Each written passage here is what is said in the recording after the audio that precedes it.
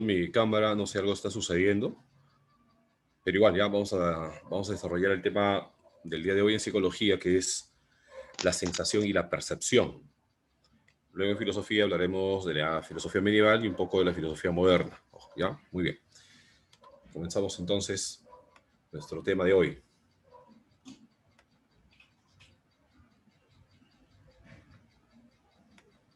Vamos a compartir pantalla. Muy bien.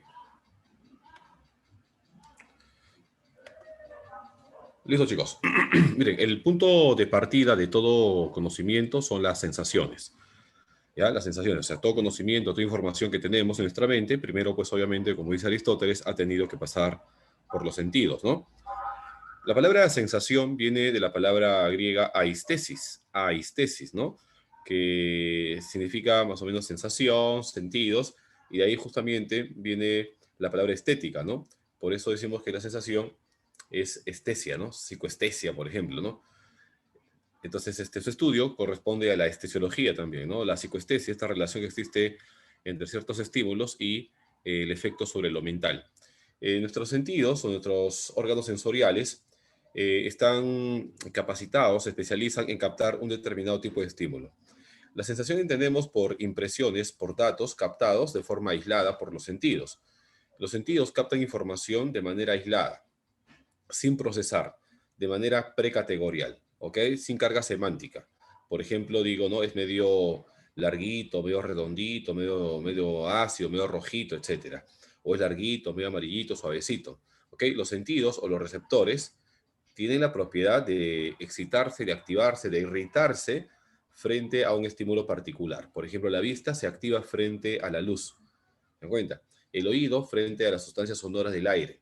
Y así por el estilo. Cada órgano sensorial se especializa en captar un determinado tipo de estímulo.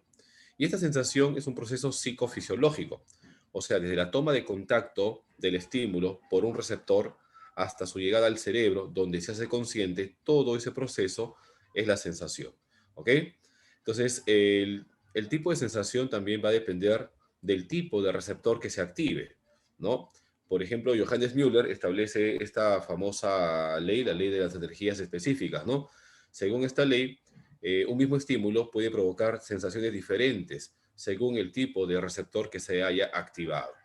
Y la sensación ha sido estudiado por dos puntos de vista, por dos teorías, por el punto de vista neurológico o psicofisiológico y por el punto de vista psicofísico, por la psicofísica. ¿Ya? Y si yo digo, por ejemplo, que la sensación es estudiada por el punto de vista neurobiológico, o sea, esta perspectiva explica que la sensación es un proceso en el cual los receptores se activan y llevan la información convertido pues, en impulso nervioso hacia los centros especializados del encéfalo. ¿Se dan cuenta? Y por eso es importante que exista una base anátomo-fisiológica que esté en buen estado. ¿A qué me refiero yo con base anátomo-fisiológica en buen estado? Así como lo dice Alexander Luria, ¿no? Quiere decir que los órganos sensoriales, el receptor, esté ok. El nervio aferente o sensitivo que lleva la información de los receptores al cerebro también esté bien, esté intacto. Y el centro nervioso donde se almacena y se procesa la información también esté intacto, porque si de repente uno de estos elementos, de estos órganos está alterado de una lesión, no habría una adecuada sensación. ¿Se dan cuenta? Tiene que haber una base anátomo-fisiológica que esté en buen estado. ¿Qué es un estímulo? Un estímulo se dice que es cualquier tipo de energía, cualquier tipo de propiedad, ya sea física, ya sea química, ya sea mecánica, etcétera, que en cantidades suficientes excita, activa a un receptor. ¿Y qué es un receptor? Los receptores son células especializadas en captar un determinado tipo de estímulo, ¿no? Y este receptor, pues obviamente, se va a encargar de transformar este estímulo en impulso nervioso. Y este receptor, como le decía, tiene las siguientes propiedades o funciones. Por ejemplo, se activa frente a un estímulo específico, ¿no? Tiene la propiedad de excitarse, de activarse o de irritarse. Quiere decir que cuando el estímulo no se ha presentado, las células receptoras están en estado de reposo, están tranquilas. Se presenta el estímulo y estas células se alteran. Esta alteración bioquímica, esta irritación bioquímica, este cambio bioquímico que se produce en los receptores se llama excitación o excitabilidad. ¿Se dan cuenta? Es decir, que cada receptor se especializa en captar un determinado tipo de estímulo.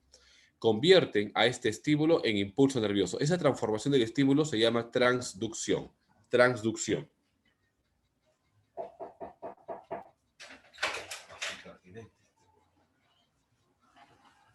Transducción. ¿Ya? Se llama transducción. Es decir, la transformación del estímulo en impulso nervioso se llama transducción. Y cada órgano sensorial también se adapta, pierde un poco de sensibilidad cuando está sometido a un estímulo de forma constante, de forma prolongada. Por ejemplo, supongamos que alguien suelta una bomba pestosa en el salón de clases, al principio, ¡ah! Todo el mundo se aloca, no es una bomba. Pero pasan los minutos, nadie capta nada.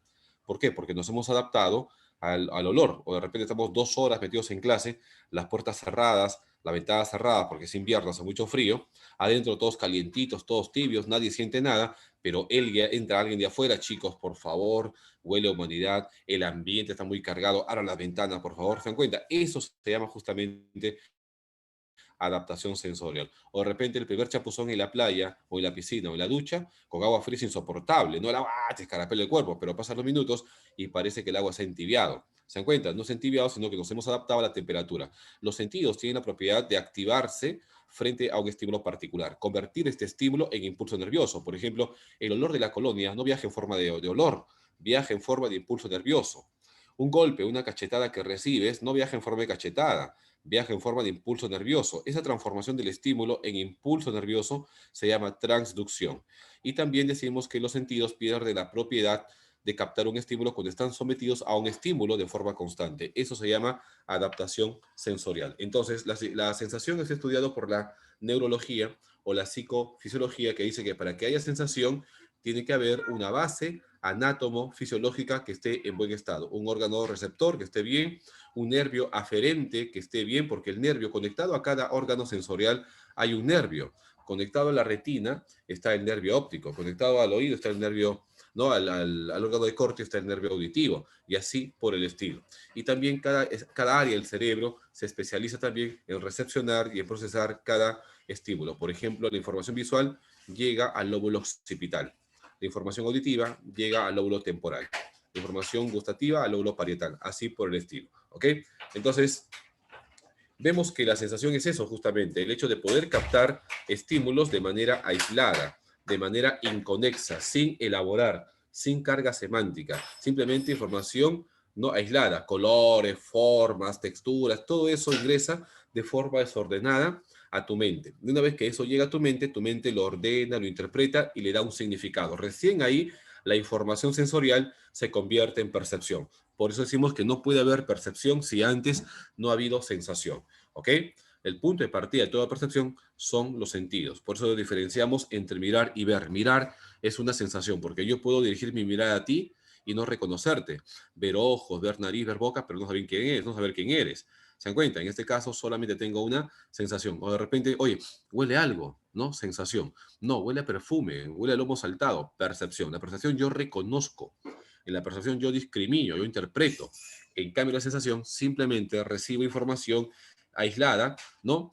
A través de mis sentidos, sin elaborar, sin elaborar. Por eso decimos, todo el mundo mira, pero pocos ven. Mirar es una sensación, ver es una percepción. Todo el mundo oye, pero pocos escuchan. Oír es una sensación, escuchar es una percepción. Yo puedo poner acá una música en inglés y no entender nada, no entender la letra del mensaje. En este caso, solamente tendría una sensación, pero no habría ninguna percepción.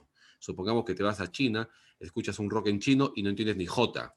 En ese caso, solamente tienes una sensación, ¿ok? Pero no hay percepción. Pero para que haya percepción, primero tiene que haber sensación. O sea, el punto de partida de toda percepción, de todo conocimiento, son las sensaciones, ¿ok? Y tiene tres partes, ¿ah? Una sección periférica, que es la del estímulo y el receptor, una sección conductora, que es del nervio aferente o sensitivo, y otra parte consciente o el centro nervioso, que es el área especializada en procesar la información.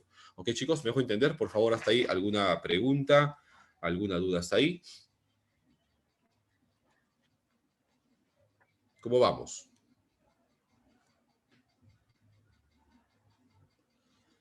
Bueno, me imagino que bien, ustedes son calladitos, ¿no? Este es el esquema de una sensación. ¿Vieron? El estímulo visual. Ah, ya, muy bien, los felicito, gracias, gracias. ¿Todo claro? Ah, ya, listo. Ah, ya, muy bien, no importa, escriban, ¿no? Ya. Pues yo pongo mi cámara porque cosa ha pasado con mi cámara, no sé qué ha pasado. Modalidades sensoriales. Modalidades sensoriales. ¿Ok? Vamos a ver. Existen tres tipos de modalidades sensoriales: exteroceptivas, propioceptivas e interoceptivas. Las sensaciones exteroceptivas captan información del mundo exterior, a través de la vista, del oído, es decir, los cinco sentidos aristotélicos, los cinco sentidos clásicos son sensaciones exteroceptivas. ¿Ok? La visual, la auditiva, la gustativa, la olfativa y la táctil. La sensación visual, ¿ok? ¿Cuál es el estímulo de la sensación visual? Las ondas electromagnéticas ¿no? de la luz. Las ondas electromagnéticas de la luz es el estímulo de la sensación visual. ¿Cuáles son los receptores? La retina, ¿ok? La retina, los bastones y los conos que se encuentran dentro de la retina. Los conos captan el color, ¿no? Y la visión diurna. Y los bastones captan el blanco y el negro y la visión nocturna, ¿no? Por eso decimos que existen más o menos 120 millones de bastones que captan el color y 8 millones de conos, ¿no? ¿Ya? O al revés, bastones, 8 millones, perdón, blanco y negro, y 100 millones, ¿no? 120 millones de bastones que captan los colores, ¿no?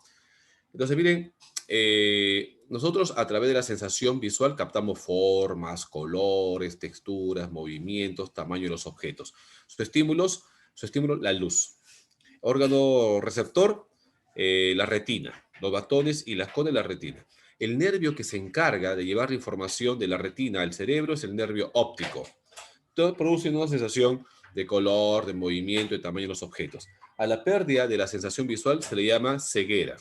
Y a la ceguera al color se le llama discromatopsia. Discromatopsia. ¿Ok? Por ejemplo, el daltonismo es un tipo de discromatopsia. ¿Está bien? La sensación visual. Entonces captamos colores, formas, movimientos, tamaño de los objetos. ¿Me dejo entender o no? O sea, en la fobia se encuentra el nervio óptico. Este nervio se encarga, pues, de que está formado por muchas neuronas bipolares, se encarga de conectar justamente a la retina con el área óptica que se encuentra ubicada en el lóbulo occipital, en el área 17, área 18, ¿no? Y el área 19, que es el área 18 y 19, que es el área de asociación visual. Ahí tenemos conciencia, ¿no? De la sensación visual, pero si todavía no interpretamos, simplemente somos conscientes de un estímulo. Cuando yo lo interpreto, lo reconozco, recién se va a transformar en una percepción. ¿Ok? La sensación auditiva. El estímulo de la sensación auditiva son las ondas sonoras del aire. El órgano sensorial es el órgano de Corti, el órgano de Corti. Conectado al órgano de Corti está el nervio auditivo, que se encarga de llevar la información ya transducida, ya transformada en impulso nervioso hacia el lóbulo temporal. ¿Ok? Ahí tenemos la sensación ya auditiva. ¿Y qué captamos, profesor? Ruidos, sonidos, ritmos, melodías. ¿Se dan cuenta? Miren ustedes, ¿ah? El sonido, ustedes saben, se mide en decibeles, ¿sí o no? El sonido se mide en decibeles. Por ejemplo, la exposición prolongada por encima de los 85 decibeles origina pues una lesión permanente, ¿no? Una hipoacusia, una disminución de la frecuencia auditiva. También puede haber una presbiacusia, ¿no? Que es el envejecimiento auditivo por la edad, o una hipoacusia, que es la disminución de la frecuencia auditiva por haber escuchado muchos audífonos a más de 85 decibeles. Por ejemplo, agarras tus audífonos y escuchas a todo volumen el celular. Esa situación prolongada puede ocasionar una disminución de la frecuencia auditiva. ¿Ya? Por ejemplo, el murmullo, ahí hay 20 decibeles. Eso no pasa nada, ¿no? La bulla que se produce, por ejemplo, en la oficina o uno trabaja, son 40 decibeles. Una conversación normal ahí en el salón de clase, hacen bulla o de repente el aire acondicionado, ese sonido, ¿no? Como el ventilador, así fuerte, es más o menos unos 60 decibeles. El tráfico, esos camiones, carros que pasan, eso tienen más de 80 decibeles. Al igual que la aspiradora, ¿no? 80 decibeles. En tanto que el tren subterráneo, ese sonido del tren o de un camión pesado, que pasa, o una máquina esa que es excavadora fuerte, el motor fuerte, tiene 100 decibeles, imagínense ustedes. A estar ahí sin protección, de forma prolongada, te puede dejar pues una hipoacusia. Un jet, por ejemplo, o un concierto de rock ahí en vivo, ¿no? Tiene más de 130 decibeles, igual que una bomba, ¿no? Una sirena de invasión aérea, o también tiene 130 decibeles. Entonces, el sonido llega al tímpano, ¿no? La vibración del tímpano hace que los tres huesecillos que ustedes conocen, el martillo, el yunque, el estribo, se golpeen entre ellos, vibren entre ellos, y el estribo, que es el último huesecillo, está unido pues a una ventana oval, así se llama, ¿no? Que esta a su vez está unida a una ventana redonda, quien conecta con la membrana basilar de caracol, y ahí está la cóclea, quien se conecta con el nervio auditivo, y esta es la que se encarga de llevar la información ya transducida, ya convertida en impulso nervioso al lóbulo temporal, ¿no? Donde se hace consciente la sensación auditiva. ¿Se dan cuenta? Y ahí también puede ser transferida al área de Warnick para poder comprender lo que escuchamos, ¿no? ¿Se dan cuenta? Sensación auditiva, visual, auditiva. Y los sentidos químicos son el gusto y el olfato, pero más que el gusto es el olfato, por si acaso, ¿ah? Mucho del gusto tiene que ver con el olfato. Tápate la nariz y come, el sabor no es tan agradable. Como decía Ernest Weber, un psicofísico, mientras más sentidos utilices para captar algo, más nítida es la sensación. ¿Ok? Sensación gustativa. El órgano sensorial es la lengua. Y en la lengua, bueno, el estímulo son las sustancias químicas de los alimentos disueltos en las salidas. El estímulo. El estímulo de la sensación gustativa son las sustancias químicas de los alimentos disueltos en la saliva. Ese es el estímulo de la sensación gustativa. ¿Está bien? El órgano sensorial es la lengua, y en la lengua están las unidades receptoras, que son las papilas gustativas de la lengua, y también el paladar. ¿Ok? El ser humano, ustedes saben, puede captar. ¿Cuántos sabores puede captar el ser humano? Ahí vean ustedes ahí la imagen superior derecha, ¿no? Primero eran 4 sabores y luego se descubrieron que era un quinto, ¿no? El famoso umami. Por ejemplo, ¿con qué parte de la lengua chupas un helado? Con la puntita. ¿Y por qué con la puntita? Porque en la puntita de la lengua está el sabor dulce. ¿Se dan cuenta? Lo amargo está al final de la lengua, lo ácido y salado en los costados, ¿no? En el medio de nada, hasta que se descubrió el quinto sabor, que es el umami, el famoso glutamato monosódico, el Ajinomoto, ¿no? Más conocido como Ajinomoto. Entonces, el ser humano puede captar pues 5 sabores, ¿no? Y se le considera también un sentido químico. Y sus estímulos son, obviamente, la sustancia química de los alimentos disueltos en la saliva. Miren, ¿ah? A la pérdida del gusto se le llama disgusia. A la pérdida del gusto lo llamamos disgusia. A la pérdida de la audición, sordera. A la disminución de la frecuencia auditiva por la edad, presbiacusia. ¿Ok? Y a la disminución de la frecuencia auditiva por estar expuesto a más de 85 decibeles de forma prolongada, hipoacusia. Y a la pérdida de la sensación visual, ceguera. Y a la ceguera al color, discromatopsia, porque la acromatopsia es muy rara. ¿Ok? Sensación olfativa. ¿Ok? Los estímulos son las sustancias químicas del aire. ¿Está bien? Los olores, o este estímulo olfatorio, ¿no? Estas sustancias químicas del aire son percibidos por la nariz. Su unidad receptora es la membrana pituitaria nasal, o los botones olfatorios que están dentro de las fosas nasales, que son unos pequeños bastoncitos que cuelgan al interior de la nariz y que se renuevan cada 4 o cada 5 semanas y captan los olores. ¿Ok? El ser humano puede captar más o menos 6 tipos de olores. 6 tipos de olores podemos captar, por ejemplo, a flores, a frutas, a especies, ¿no? A condimentos, a podrido, a quemado y a resinoso. ¿Ok? Conectado pues a la lengua, al paladar, a las papilas gustativas están el nervio glosofaringio, nervio glosofaringio, que se encarga de llevar la información ya transducida en impulso nervioso hacia el lóbulo parietal, dando la sensación del gusto. ¿Ok? Entonces, y luego está pues la sensación táctil, pero más que táctil, porque el tacto es solamente contacto, pero a través de la piel uno puede captar temperatura, presión, blandura, aspereza, dolor, etcétera, ¿no? Por eso le llamamos sentidos ápticos. Ápticos. El tacto no es tacto, es áptico. ¿Está bien? El estímulo de la sensación áptica o táctil es la energía mecánica ejercida sobre la piel. ¿Ok? ¿Qué hay debajo de la piel? La parte de la grasita, pues hay corpúsculos, hay discos, filamentos, etcétera. Por ejemplo, el corpúsculo de Ruffini, ¿no? Que capta la temperatura como el calor. El corpúsculo de Krauss, de la temperatura, el frío. ¿Se dan cuenta? Está el disco de Merkel, de Pacini, que captan la presión, la aspereza, etcétera. También la temperatura, ¿no? Como ustedes pueden saber. Entonces, el tacto, la piel es el órgano más grande del ser humano. Una persona de 1,70 m tiene más o menos 74 metros cuadrados de piel. ¿Ok? ¿Y cómo se le llama a la pérdida del tacto? Se le llama anestesia. Anestesia. Entonces, la información táctil a través del nervio trigémino, la rama sensitiva, lleva a la parte parietal, ¿no? Al lóbulo parietal, dando información del tacto, de la presión, ¿no? De la temperatura, el dolor, etc. Estos 5 sentidos son los sentidos exteroceptivos o también llamados mundoceptores, porque captan información del mundo externo, del mundo exterior. Pero también hay de movimientos, los propioceptivos, sensaciones propioceptivas, ¿ok? Si es tu cuerpo quien se mueve y la información viene de tus músculos, tendones, articulaciones, sensación sinestésica o kinestésica, con K. Sinestésica o kinestésica, ¿ya? Las unidades receptoras de la sensación kinestésica o sinestésica son las, más o menos, los músculos, los tendones y las articulaciones. ¿Qué experimentamos, profesor? Experimentamos sensaciones como, por ejemplo, la postura, ¿no? El movimiento, estar de pie, estar sentado con los brazos cruzados, las piernas cruzadas, los brazos levantados, etcétera. Ese es lo kinestésico o lo sinestésico. Por ejemplo, esta carga está muy pesada, ¿no? Eso sería una sensación sinestésica o kinestésica. ¿Está bien? Y el vestibular, también llamado de orientación o del equilibrio, sus unidades receptoras son los canales semicirculares del oído interno y el órgano vestibular. Su estímulo es la gravedad o la posición del cuerpo en el espacio, en el ambiente. Esta sensación tú la captas, por ejemplo, cuando estás en la montaña rusa o en la escalera eléctrica o en el ascensor. Tú no te mueves, pero tu cuerpo se desplaza en el ambiente a través de algo o a través de alguien. Es el vestibular o del equilibrio. Por ejemplo, en el carro, ¿no? Tú estás sentadito, sentadita, y tienes toda la sensación que el carro se está moviendo, que va muy rápido, que va muy, muy despacio, que sube, que baja, que voltea a la izquierda, a la derecha.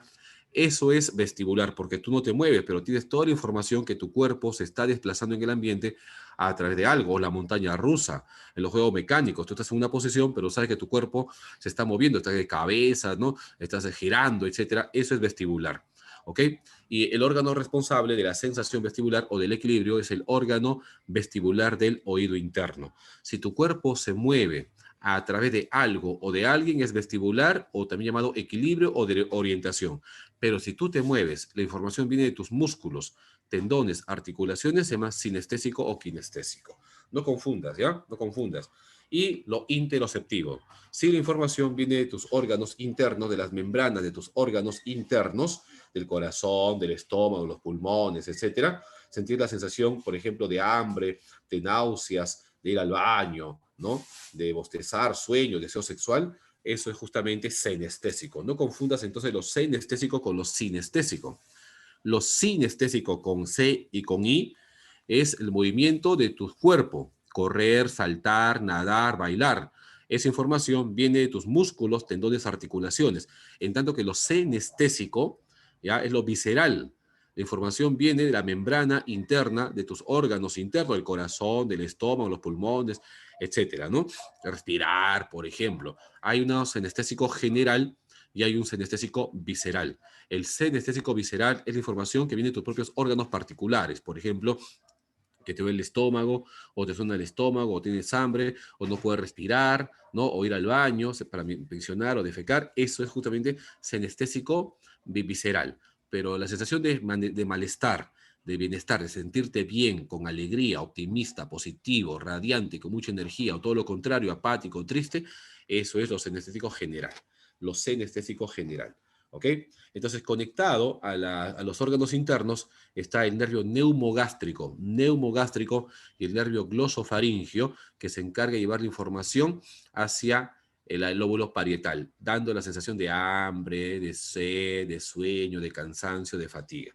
Estos son los sentidos, entonces las modalidades sensoriales exteroceptivas, que son 5, las propioceptivas, que es movimiento, ¿no? Lo kinestésico y lo vestibular, y lo interoceptivo, que es lo senestésico, ya sea visceral o ya sea general.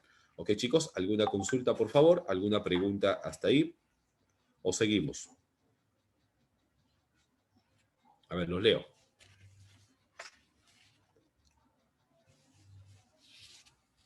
Todo bien. Vamos a ver, chicos. Sensación, ¿ya? Para que haya percepción, primero tiene que haber sensación. Seguimos, ¿ya? No puede haber percepción si antes no ha habido sensación. El punto de partida de toda percepción son los sentidos. Por eso es raro hablar, ¿no? De las sensaciones, ¿cómo se llama? Fuera de los sentidos, que son las sensaciones extra, ¿no? Como la telepatía, extrasensorial, como la telepatía, la clarividencia. Es absurdo hablar de ello. La psicología no puede porque esos conocimientos están fuera de los sentidos. ¿Está bien? Veamos, a ver. Bueno, entonces decimos que Este es un resumen de lo que hemos visto, lo que he explicado, ¿no? La sensación visual, captamos pues forma, profundidad, color, textura, movimiento. ¿Ya? Sus estímulos son las ondas luminosas del aire, perdón, de la luz, ¿no? Captado por a través de los fotorreceptores, que son los conos bastones, y el área cerebral está en el lóbulo occipital. La audición se encuentra ubicada en el lóbulo temporal, captamos ruidos, sonidos, melodías, ¿no? El órgano receptor es el órgano de Corti, y la energía, el sonido, ¿no? El aire, la onda, la energía del aire, ¿no? Energía acústica. El tacto áptico, energía mecánica térmica, ¿no? Ahí vemos, este es un resumen de lo que hemos visto ahorita, ¿ya? No se preocupen. Muy bien, entonces las sensaciones. Para que haya sensación primero, para que haya percepción primero, tiene que haber sensación. Y para que haya sensación, tiene que haber una base anátomo-fisiológica que esté en buen estado, pero también el estímulo tiene que actuar con una suficiente intensidad. Hemos dicho que la sensación ha sido estudiado por la neuropsicología, por la psicofisiología y también por la psicofísica. Cuando hablamos de la psicofísica, hablamos de los umbrales, que el estímulo tiene que actuar con una suficiente intensidad. Para que haya sensación, el estímulo tiene que ser adecuado, porque hay un límite, dónde comienza y dónde termina. Estos límites son los umbrales. Estos límites de las sensaciones son los umbrales. ¿Ok? ¿Qué son los umbrales? Es el límite dónde comienzan las sensaciones y hasta dónde podemos soportar la estimulación sensorial. Esto fue estudiado por la psicofísica, los umbrales sensoriales. ¿Cuántos tipos de umbrales sensoriales hay, profe? Tres. Hay tres tipos de umbrales sensoriales. ¿Ya? Muy bien. ¿Cuál es el umbral sensorial mínimo? ¿No? Absoluto. El umbral mínimo es la mínima intensidad que debe tener un estímulo para ser captado la mitad de las veces. La mínima intensidad que debe tener un estímulo para poder ser captada la mitad de las veces se llama umbral mínimo. ¿Ya? Esto ha sido estudiado por la psicofísica. Gustav Fechner, un psicofísico, en su obra Elemento de Psicofísica del año 1860, él expresa que la sensación es la relación que existe entre la intensidad del estímulo y la magnitud de la respuesta sensorial. ¿Se cuenta? O sea, la sensación depende de la intensidad del estímulo y la magnitud de la captación sensorial. ¿Se dan cuenta? Y un aporte importante, pues obviamente la psicofísica, la psicología, fue la ley de los umbrales, el umbral absoluto. ¿Qué es? Por ejemplo, acá dice, ¿no? Que el umbral absoluto, o mínimo, en el ser humano, por ejemplo, puede captar la flama de una vela encendida a 40 kilómetros de distancia en una noche oscura y despejada. El umbral absoluto mínimo visual en el ser humano comienza en la mitad de las veces, ¿no? ¿Qué es el umbral mínimo? Que es la mínima intensidad que debe tener un estímulo para ser captado la mitad de las veces. La flama de una vela encendida a 48 kilómetros de distancia en una noche oscura y despejada. El tic-tac de un reloj a cuerdas, a pulseras, así, a una distancia de 6 metros, en un ambiente tranquilo y despejado. Una gotita de perfume esparcida en un departamento de 3 habitaciones. O una cucharada de sal disuelta en 10 litros de agua. O una cucharada de azúcar disuelta en 10 litros de agua. O el ala de una abeja que cae sobre tu hombro a una altura de 1 centímetro. Ahí comienzan los umbrales mínimos absolutos en el ser humano. ¿Ok? Es el umbral mínimo absoluto. Y el umbral diferencial. ¿Qué cosa es el umbral diferencial? Es la mínima diferencia que debe haber entre un estímulo y otro para captar la diferencia. Por ejemplo, ¿no? Estamos un cumpleaños y parten la torta y nosotros queremos pues partirle 2 tajadas o las tajadas igualitas, ¿no?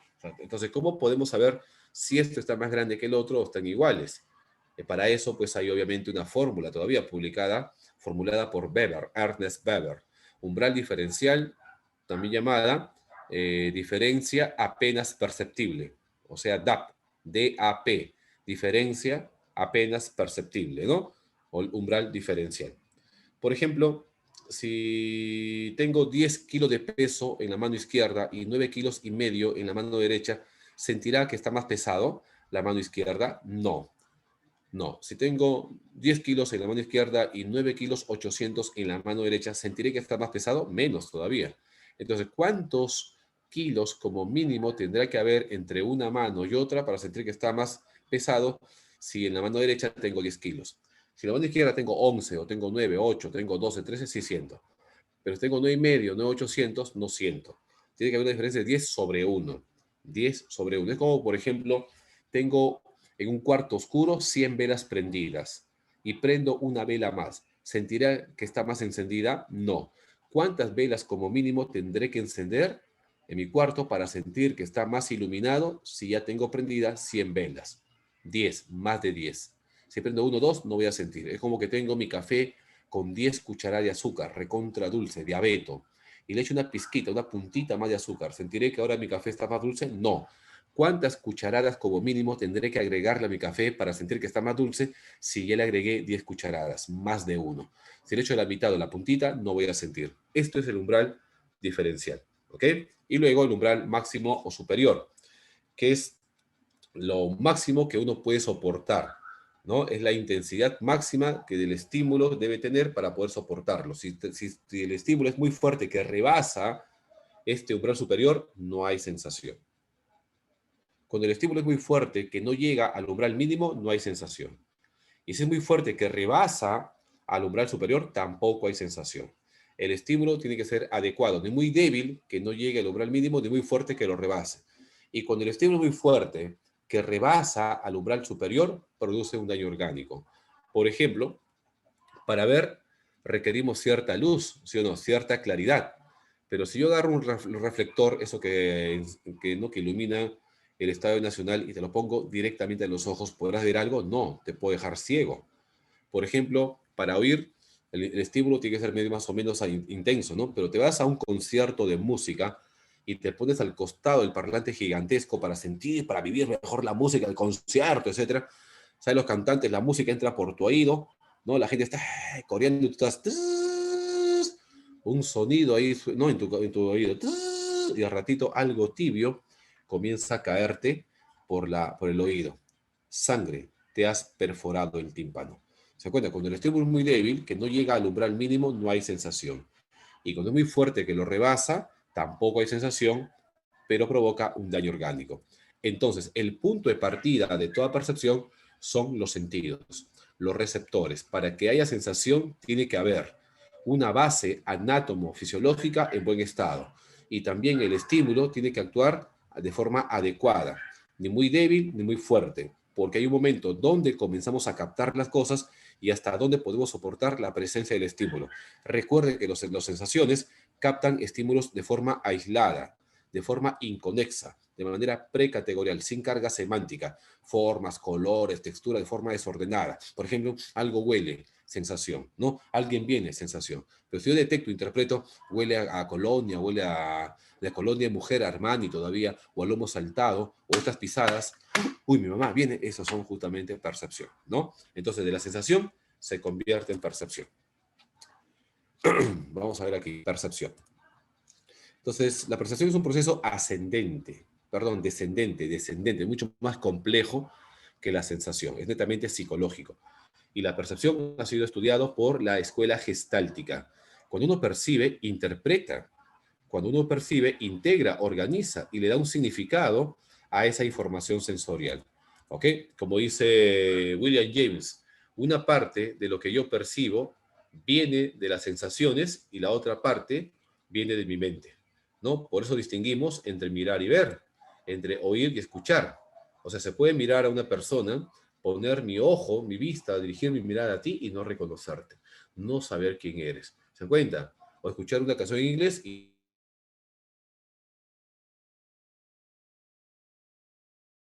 ¿y cuáles son los elementos, profe, de la percepción? El sujeto, el objeto y el percepto o la imagen.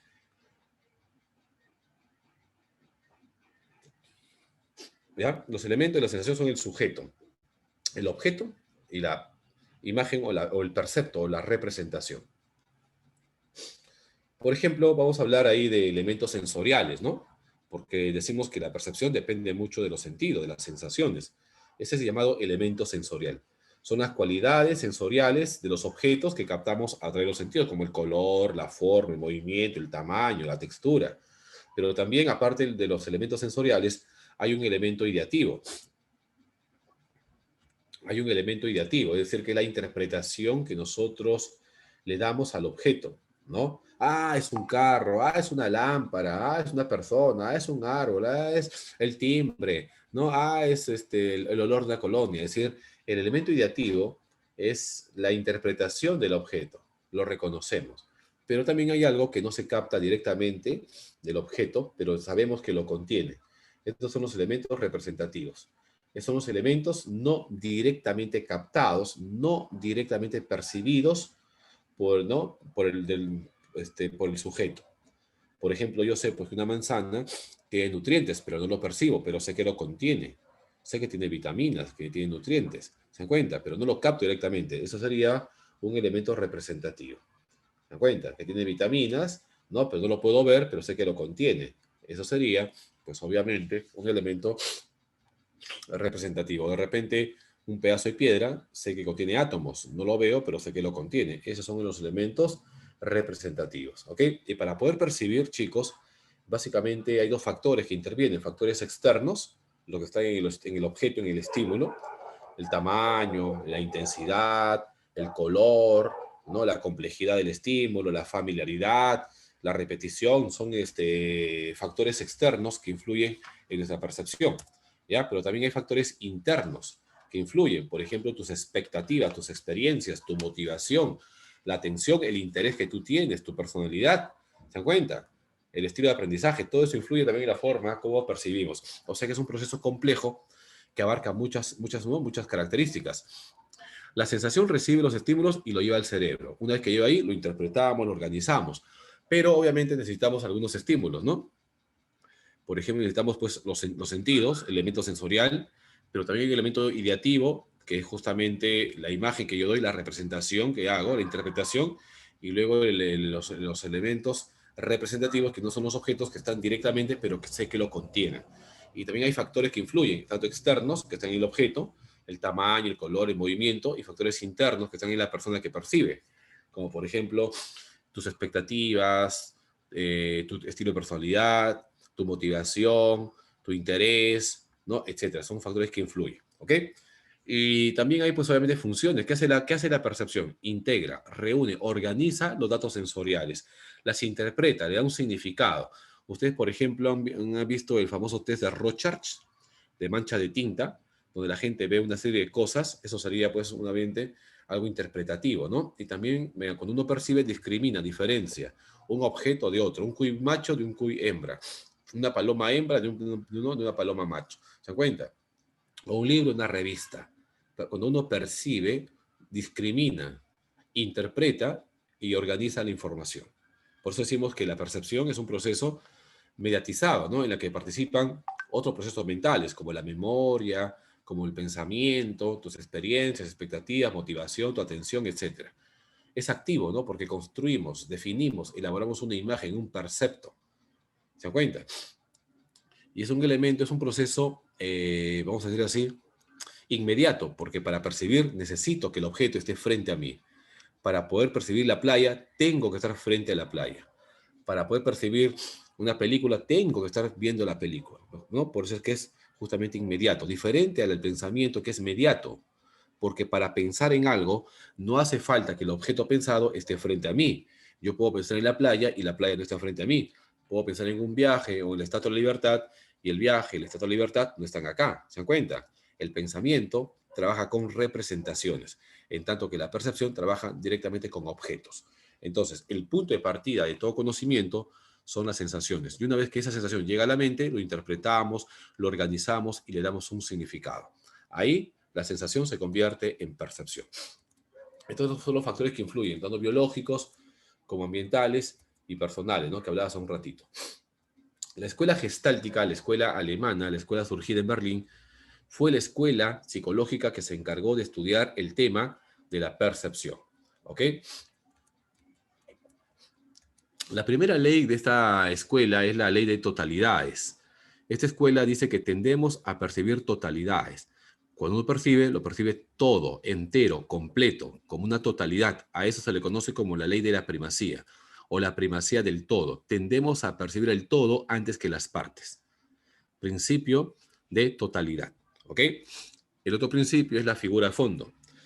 Cuando uno percibe, hay algo que sobresale hay algo que ocupa el primer plano, que es nítido, que es definido, que es contorneado. Y hay algo que ocupa el segundo plano, que es más bien oscuro, vaído, ocupa el segundo plano de tu percepción. Por ejemplo, cuando ves, por ejemplo, un carro, ¿no? Llama la atención por la calle, eso sería la figura. Y de repente la persona que pasa por tu costado vendría a ser el fondo. Como acá ves, ¿no? La imagen inferior derecha. Si tú te fijas ahí en lo blanco y ves un gorila con una leona, eso sería la figura. Y lo negro sería el fondo. ¿Se dan cuenta? El fondo, que es un árbol, pasaría desapercibido. Porque la figura sobresale, lo blanco. Que la figura, vas a ver un chimpancé, un gorila y una leona. Pero si tú te fijas primero en lo negro sería la figura y vas a percibir un árbol. Y lo blanco pasaría desapercibido. ¿Se dan cuenta? A veces la figura puede pasar a ser fondo y el fondo puede pasar a ser figura. Eso se le conoce como figura fondo reversible. Figura fondo. Y el principio que obstaculiza la captación de figura y fondo es el camuflaje. El camuflaje afecta, influye, ¿no? Interfiere un poco en la percepción de la figura y el fondo. ¿Ok? Entonces, y también veíamos que la ley de agrupación, ¿no? Por ejemplo, ley de cierre. Los objetos incompletos se tienden a percibir completos, como si fuesen uno solo. Se llama cierre. Es decir, que nuestra mente tiende a pasar por alto lo que no está completo y percibirlo como un todo.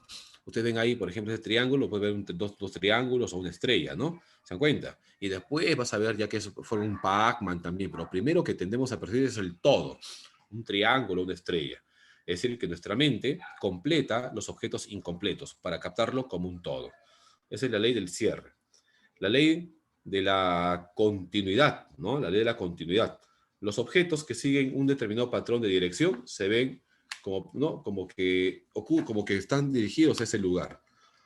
Por ejemplo, si está orientado hacia un lado, todos los objetos debemos verlo como una sola figura orientado hacia ese lado. Aquí, por ejemplo, vemos pisadas, ¿no? Que están hasta hacia el lado derecho con una subida y luego una bajada. ¿Por qué? Porque todos siguen pues una determinada dirección, ¿no? ¿Se dan cuenta? Por eso se sigue que ocupan una sola figura. Y luego está la figura de proximidad. Eso quiere decir que los elementos que están cerca, próximos unos a otros, se ven como si formasen una sola figura. ¿Se dan cuenta? Esa es la proximidad, ¿no? Por ejemplo, arriba vas a ver un ojo cuando son simplemente puntitos. Porque como están juntos, se ven como formasen una sola figura. Y el otro principio que ustedes ven ahí es la semejanza. Tendemos a percibir, a agrupar cosas en base a algún parecido. ¿Ya? Es decir, percibimos las cosas porque se parecen en base a ciertas características que tienen en común. Por ejemplo, ahí vemos, ¿no?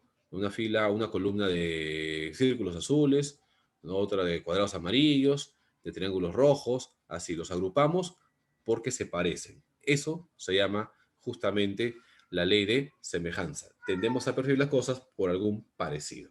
¿Está bien? Pero decimos que no todo en el ser humano es absoluto, es infalible. Nos podemos equivocar. Al momento de percibir, podemos equivocarnos. Entonces se presenta una alteración perceptiva. Si el objeto se percibe, si el objeto que se percibe existe, pero se percibe de manera equivocada, eso es una ilusión. ¿Ya? La ilusión es la percepción distorsionada, equivocada, alterada de un estímulo, de un objeto real. El objeto existe, pero se percibe de una forma equivocada. Por ejemplo, veo dos gatos debajo de mi cama cuando son mis zapatos negros debajo de la cama. Eso sería una ilusión. ¿Ok? El objeto es real, existe, pero se percibe de manera equivocada. La ilusión puede ser subjetiva o puede ser objetiva. La ilusión es objetiva cuando la causa de la deformación es el objeto. El objeto se manifiesta de forma ambigua, de manera distorsionada, de tal forma que lo percibimos de forma errada. Por ejemplo, agarras una cuchara y lo metes en un vaso de agua y se ve doblado. Ilusión objetiva. O te vas de repente al sur y a lo lejos ves que la pista está mojada. Llegas y está recontra seca. Esa es una ilusión objetiva. Pero si el causante de la deformación es el sujeto, ilusión subjetiva. Puede ser por miedo, por ansiedad, por celos, ¿no? La señorita muy celosa que siente celos de su enamorado ve que se besa con su amiga cuando solamente conversan. O por emociones, ¿no? El niño que tiene miedo de repente a dormir solo ve un fantasma cuando es una camisa blanca que está colgada. Ilusión subjetiva. ¿Se dan cuenta? ¿No? El causante de la deformación es el sujeto. o un centinela que está en una zona de guerra, en una zona de batalla, confunde la silueta de un árbol como si fuese un enemigo. Ilusión subjetiva. O cuando de repente el Quijote confundía los molinos de viento como si fuesen gigantes que agitaban sus brazos, también ilusión. En cambio, la percepción sin objeto, yo capto algo donde no hay nada, eso se llama alucinación.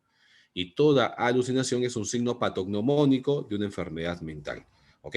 A la alucinación la llamamos percepción sin objeto, porque captamos algo donde no hay nada. O también llamada falsa percepción. Ojo, ¿eh? Tanto la ilusión como la alucinación pueden obedecer a cualquier modalidad sensorial. Es decir, que la ilusión y la alucinación no solamente es visual o auditiva, puede ser kinestésica, senestésica, táctil, olfatoria, en fin. ¿Ya? O sea que la alteración perceptual puede obedecer a cualquier modalidad sensorial. Muy bien, vamos con las preguntas entonces. Chicos, ¿hasta ahí alguna duda? Mi estimado Antonio, ¿tiene las preguntas ahí para desarrollarlas? Todo bien, listo. ¿La tienes ahí o si no para buscarla? Porque... Todo entendido. Listo, excelente.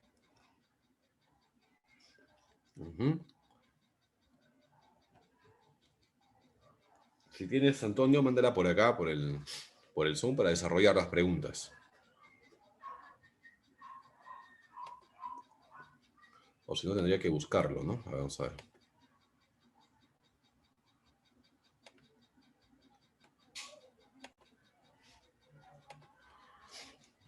Que me permite un ratito, vamos a buscar acá.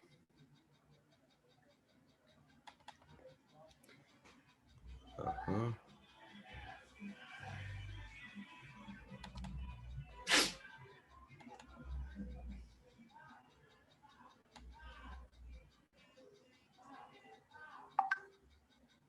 Ok, ya, excelente, excelente. Psico, ¿cuál es psico de abajo, no? Ya, muy bien.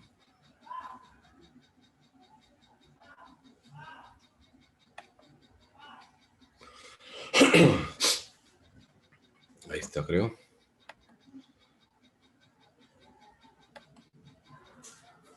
Muy bien, ahí está. Vamos a compartir ahora.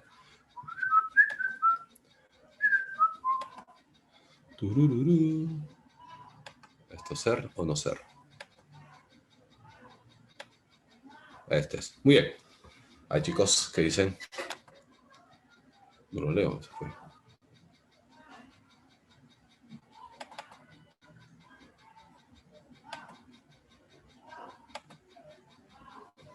Ah, ya, muy bien. Muy bien. Veamos con la primera pregunta, chicos, ¿ya? Dice, la mínima intensidad necesaria para que la sensación se haga consciente se denomina umbral inferior, la A, ¿ya? Uno, la A. Dos, la sensación es un proceso que capta, ¿no? Captamos de manera disgregada, aislada los estímulos, sin interpretar, sin reconocer. Simplemente captamos, recibimos los estímulos y los mandamos al cerebro, donde se hace consciente, nada más. Tres, es aquella patología que consiste en la incapacidad para reconocer las formas o la naturaleza de los objetos. Ah, esto se llama agnosia. Por ejemplo, tú tocas algo y no lo reconoces, no reconoces su forma, su textura, y no puedes tampoco denominarlo, ¿no? Esta es la agnosia, también llamada amnesia sensorial. Pero es la incapacidad para poder reconocer las formas, la textura, el color, incluso hasta el nombre de los objetos, ¿no? Agnosia, ¿ya? La agnosia. Muy bien. Entonces, tú captas algo y no sabes qué forma es, si es redondo, cuadrado, triángulo, qué textura tiene, qué temperatura tiene, de qué color es, no captas nada. Eso se llama agnosia. Tres, ¿en qué parte de la corteza cerebral está localizada el centro nervioso del sistema auditivo? A, en el lóbulo temporal, ¿no? Lóbulo temporal. Ajá, la D, lóbulo temporal. La audición se localiza en el lóbulo temporal. ¿Ok? Cuatro, la brillantez. Los sonidos que son forma de energía son percibidas a través de los o las. A ver, los sonidos que son forma de energía, la brillantez, los sonidos. A través de los receptores, ¿no? A ver, ¿hay o no hay? Órganos receptores, la B. Órganos receptores, papayita. 5. Las modalidades del umbral absoluto son, a ver, bueno, diferencial, es el único, ¿no? La C, diferencial. Diferencial, ¿ya? 6. Cuando un individuo toma conciencia de un estímulo captado a través de los sentidos, este fenómeno deja de ser y pasa a ser, cuando soy consciente, lo interpreto, lo organizo, ¿no? Deja de ser sensación para pasar a ser percepción. Ahí está. La E. La E. ¿Todos ahí? ¿Todos bien? La E. ¿Ya? La E. Ochoa. La escuela psicológica de la Gestalt o la Gestalt investigó sobre los principios perceptuales. Respecto al anterior, indique los enunciados incorrectos. Los enunciados incorrectos. A ver, vamos a ver, dijo un ciego. La frase del todo es más que la suma de sus partes hace mención al principio holístico. Sí. La mente es una totalidad. Captamos totalidades. Y el todo es más que la suma de sus partes. Porque cuando uno percibe, no solamente se basa en elementos sensoriales, sino, como veíamos, también influyen factores personales, como las actitudes, la atención, tus experiencias, tu motivación, tu estilo de aprendizaje. Todo eso influye, ¿no? Por lo tanto, es mucho más que los datos sensoriales. Eso es justamente, ¿no? Es la frase de la Gestalt. 1, verdadero. 2, principio de cierre o completamiento es solo visual al momento de completar estímulos captados. No, no solamente es visual. Recuerde que la sensación y la percepción pueden obedecer a cualquier modalidad sensorial, visual, kinestésico, senestésico, etc. ¿Ya? 2, falso. 3, la distancia entre objetos influye significativamente en la ley de la proximidad. Sí, verdadero. Cuando los objetos están próximos unos a otros, se ven como formando una sola figura. Es como la imagen que veíamos, puntos muy cercanos, se veía como un ojo, ¿no? Entonces, 1 y 3 verdadero. ¿Hay clave? Sí, la B. La B. 8. La persona al momento que experimenta una falsa percepción, la falsa percepción es la alucinación. No existe el objeto y yo capto algo, por eso llamado percepción sin objeto. En la alucinación no hay objeto, no hay estímulo y yo capto algo, en tanto que en la ilusión el objeto existe y lo percibo de forma equivocada. La pizarra que es negra la veo blanca, ilusión. En cambio, ver una persona a mi costado y no hay nadie sería una alucinación. ¿Ya? Y tanto la ilusión como la alucinación pueden obedecer a cualquier modalidad sensorial, no solamente visual, auditivo, de todas las modalidades sensoriales. Entonces, la persona al momento que experimenta una falsa percepción,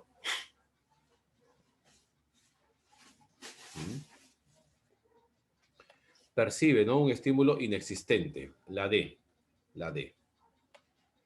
9. Martín, producto de la somnolencia, confunde las letras de un mensaje de texto que leyó en su celular. Del caso mencionado, indique lo incorrecto. Dice, miren, Martín, producto de la somnolencia, confunde las letras de un mensaje de texto que leyó en su celular. Del caso mencionado, indique lo incorrecto. La confusión es una ilusión subjetiva, sí, claro, porque por la somnolencia es subjetivo, porque él tiene sueño, percibe equivocadamente, ¿no? Verdadero, es una ilusión subjetiva. ¿Se trata de un caso de falsa percepción? No, no, no es una alucinación, es una ilusión. Confunde las letras, ¿no? Por el sueño, ilusión subjetiva. ¿La somnolencia puede producir ilusiones? Sí, como el caso subjetivas. 1 y 3. 1 y 3, la B. ¿Vamos ahí, chicos? ¿Vamos ahí?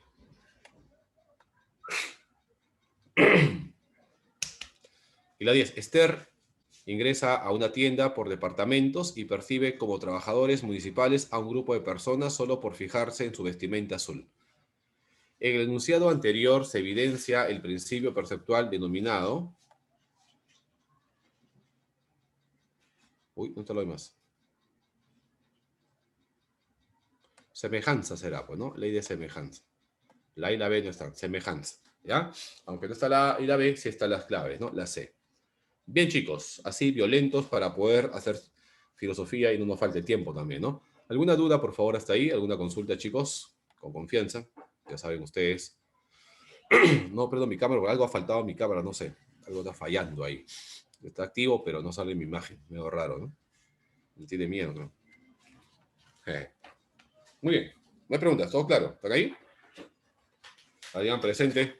Presente, come.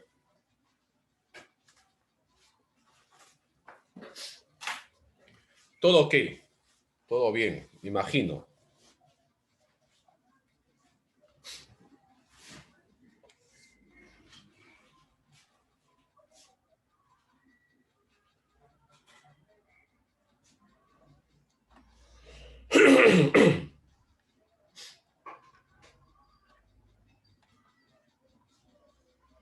Diana, ¿alguna pregunta? Gerardo, Gonzalo, Jeremy, ¿alguna pregunta? Milagros, ¿alguna duda? ¿Alguna consulta?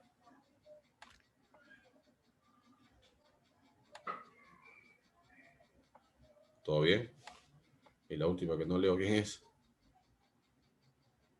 Soy yo, creo. Bueno. Bien, si no hay preguntas, marcaron sus claves, ¿no? Marcaron la clave. Allá. En la 9 dice indicar lo incorrecto. La respuesta correcta es la C. A ver, la 9, incorrecto dice la 9. A ver.